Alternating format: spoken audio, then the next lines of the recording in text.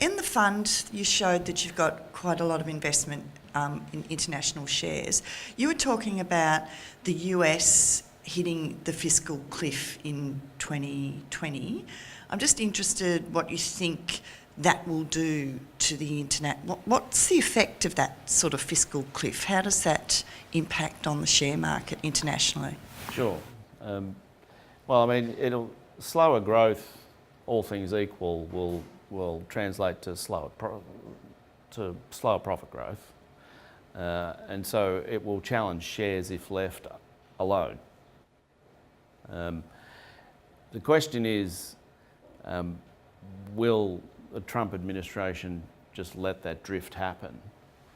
And we don't think it will. You know, I mean, if there's one thing that Trump measures himself by, it's the stock market. And, you know, in addition to that, he's Mr. Boom, you know, he's Mr. Go-Go. So, you know, this is a kind of economic landmark that everyone can see for miles out. So I think one of the reasons he's doing tariffs right now is to find a new way to grow out beyond his tax cuts to offset that fiscal cliff. There's also something that not many people are talking about. There is almost a sense now that the US is into a virtuous cycle with wage rises. Now, the way they got there was, in my view, reckless, but that's by the by. Wages are now rising reasonably strongly in the US, and typically that will give you, you know, a self-fulfilling cycle. You know, the higher the wages go, the more consumption you get.